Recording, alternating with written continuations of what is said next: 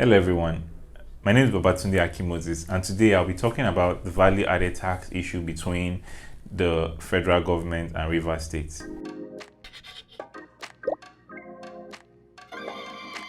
Now, what exactly happened?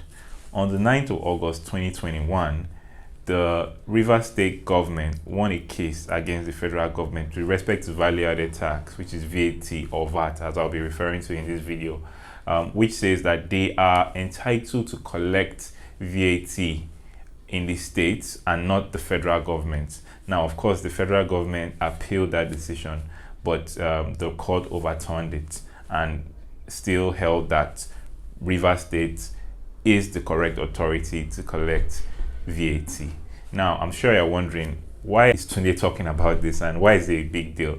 Well, before now, the federal government, through the Federal Inland Revenue Service, FIRS, is the legal authority that was collecting value added tax or VAT, as it were. Now, what happens is the federal government collects VAT, which is 7.5% of every purchase, and it takes its cost of collection, 4%, and then distributes that VAT 15% to the federal government, 50% across all states, and then the balance of 35% goes to the local governments. Let me take that again. The federal government collects VAT centrally, right? It takes its cost of collection, which is 4%, and then distributes it in the following proportion: 15% to the federal government, 50% to all the states, and then 35% to the local government. But what this ruling is implying is that each state should then be responsible for collecting VAT and keeping it themselves, as opposed to this scenario where the federal government collects it and then redistributes. Now, you might be wondering, why is it now that a state is making this a big deal? Well, the argument of Rivers State, which the court held, is that VAT is a consumption tax and there is no consumption tax on the exclusive list. Now, the exclusive list contains those things that only the federal government can make laws on. It was also argued that there is no consumption tax on the concurrent list, which contains those things that both the federal government and the state governments can legislate on. Now, in the absence of consumption tax not being on the exclusive list and not being on the concurrent list either, the argument for Rivers State was that it should be the exclusive preserve of the states to make laws on those issues, and in this particular case, VAT. So now, the next, which then brings us to another issue you might be wondering about, is that why can't the states just collect it? Why is everybody making it such a big deal? Well, that brings us to some further complexities. Now, the way VAT works, I mean, there's so many complexities, but a good example is input and output VAT, right?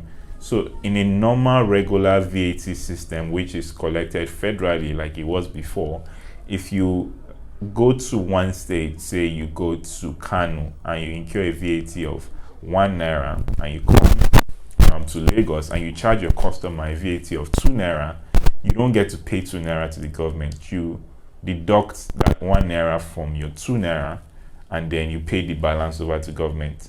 Now, that 1 naira you paid as VAT, that's called input VAT, and the 2 naira you charge your customer is output VAT. So what you pay is output minus input, and then you pay to the federal government or the FIRS before.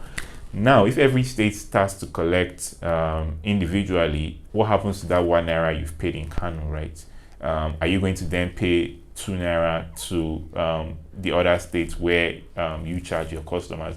And that's just one of the issues. Of course, there are other issues around the capacity to actually collect VAT. I mean, the FIRS has been building this capacity for so many years. VAT was first introduced in 1993, and the FIRS has, obviously gotten better at collecting this tax over the years. Now, in other countries, how has this been resolved? Well, the truth is that most other countries that have a VAT system actually collect it centrally because of some of these complexities we are talking about. But there are still other countries where it's actually collected individually by states. Regardless of how it is collected, what I believe matters is whether or not after collecting the distribution is equitable. So, for example, there are states in Nigeria, for instance, less than 6 states contribute over 80% of the entire VAT, and sometimes some of those states feel like the redistribution mechanism isn't entirely fair. Whether it's collected centrally or individually by states, what most likely ultimately counts is how it's redistributed and whether that redistribution is fair or not. I hope you've learned something from this. Thank you for listening. Have a lovely day.